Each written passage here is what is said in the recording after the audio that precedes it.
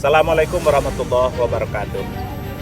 Saya Budiman Datuk Melono Garang dan keluarga mengucapkan selamat dan sukses MTQ Nasional ke-42 tingkat Kabupaten Tanah Datar.